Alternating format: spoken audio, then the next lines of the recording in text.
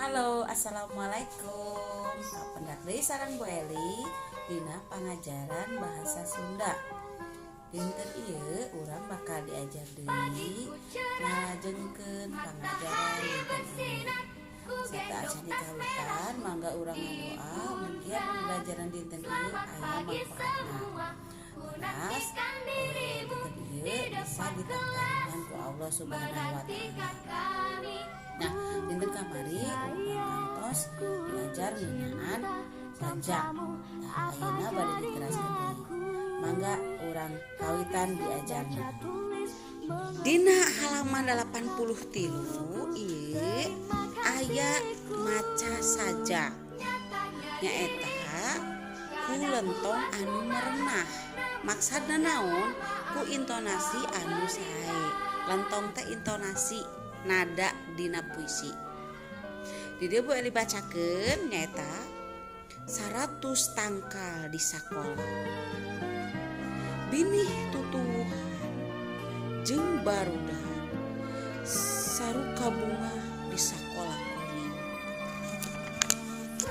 Binih 100 tangkal ngahaja di pelak di sakola kuring. Taneuh di paculan dirarata. Di pelakan binih tutuwuhan, di ceboran unggal poe, di auran gemuk teelah.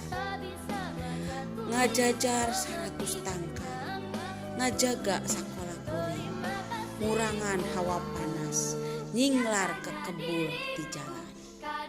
Tah eta ngeunaan sajak nanya, ai sajak teh puisi. Benten cara dina bacana. Tah di dieu aya pananyana nyaeta kagiatan naon dicaritakeun dina sajak teh? Kagiatan naon nya? Cobi tinggal. Ieu kagiatan naon dicaritakeun dina sajak teh? Melak 100 tangkal. Terus di mana dilaksanakan eta kegiatan teh? Di sakola. Terus dikumahakeun binih tutuwuhan teh? Di binih tutuwuhan di 100 tangkal ngaja di pelak di sakola kuring. Dikumahakeun teh si binihna teh. Nah, dikumahakeun binih tutuwuhan teh di ceboran unggal poe, di auran gemuk ulah telat. Terus naon wae mangpaatna tatangkalan di sakola teh? Pikeun ngaeukeun hawa. Tah, terus naon deui? Naon anu disinglar ku tatangkalan teh? Ke kebul ti jalan. Tah naon mangpaatna tatangkalan teh? Ngurangan hawa panas tadi teh nya nomor D teh. Tah ayeuna mah ngadeklamasikeun puisi, maca puisi di payun. Terus ieu lebet deui kana pedaran. Dina maca pedaran aya bacaan nu ngeunaan meresihan solokan. Bu Eli bakal dibacakeun dangukeun terus engke hidup tiasa ngalengkepan kalimah nganggo ningal kana bacaan nya. Usum ngijih taun ieu karasa leuwih lila di taun-taun anu kalima. Fungsi 3 poe hujan ngecrek teu eureun-eureun. Solokan disabudeurun komplek limpas.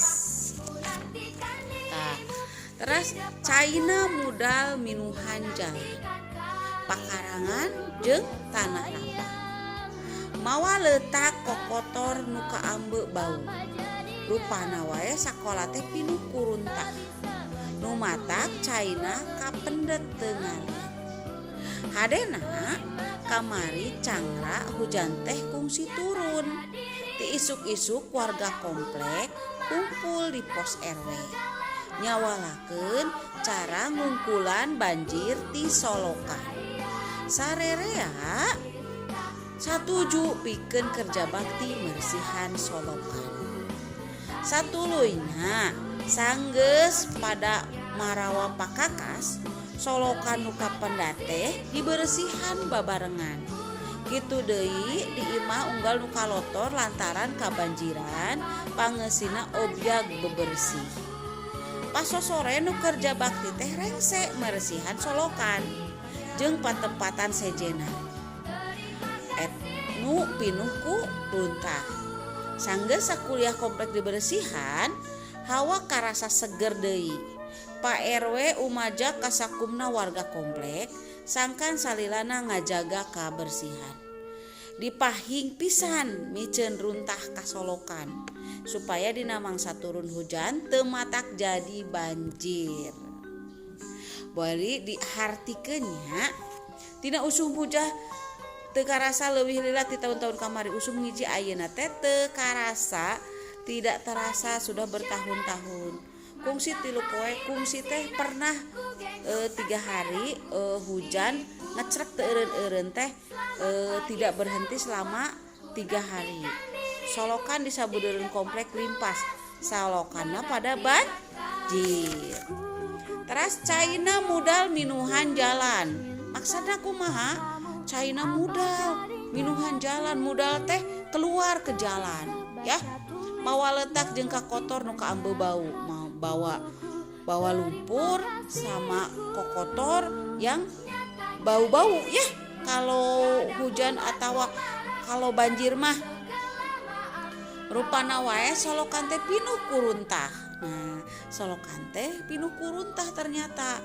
Nu matak caina kapendek teu bisa ngalir. Nu matak caina tersumbat karena teu bisa ngalir. Hadena kamari cangerah hujan teu kungsi turun.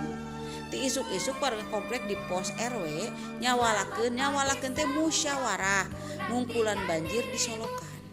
Berarti kanggo ieukeun banjir di solokan. Satuluyna sanggeus pada marawa pakakas solokan teh kapendet teh kuruntah dibersihan. Tuluy diunggal imah nu kalotor lantaran kabanjiran pangeusina obyag sadayana, maksudna obyag teh sadayana bebersih. Pas sore nu kerja bakti teh rengse teh atos meresihan sakola jeung patepatan sejena nu pinuh kuruntah. Sanggeus sakuliah komplek dibersihan, hawa karasa seger. Sanggeus dibersihan mah hawana teh karasa seger. Pak RW umaja kasakumna warga komplek. Pak RW ngajak ke semua warga komplek sangkan salilana ngajagi kebersihan, sangkan sadayana ngajaga kabersihan. Dipahing pisan miceun runtah kasolokan, dilarang pami dipahing teh dilarang miceun runtah kasolokan. Supaya dina mangsa turun hujan deui, teu matak jadi banjir. Tah itu Weli atos hartoskeun dina bahasa Indonesia. Bilih hidup aya nu teu tiasa bahasa Sunda. Tah ayeuna di halaman 87 aya tugas nomor 5. Prak lengkepan kalimah-kalimah di handap. Nu A Boeli pasihan contohnya. Hujan ngecerak bubuhan keur usum. Lamun hujanna ngecerak sering dina usum naon eta teh? Dina usum hujan atawa usum ngiji. Nya pamibasa Sunda mah usum ngiji. Tah eta tugasna kanggo dinten ieu. Boeli panginten ngantosan tugasna ti hideep nu halaman 87 nya. Sakitu heula panginten pangajaran dinten ieu dugi ka halaman 87. Tah hideep panginten ngerjakeunana dina buku tulis jawabannya aja. Tiasa oge dina buku paket nya. Boeli nampi bade dina buku paket atau nampi dina buku tulis. Alhamdulillah dinten ieu urang atos hangse diajarna. Mugia hidup tetap semangat, terus tetap ngajagi kebersihan di bumina masing-masing. Terus sehat sadayana, terus tiasa ngerjakeun tugasna. Sakitu heula ti Bu Eli. Wassalamualaikum warahmatullahi wabarakatuh.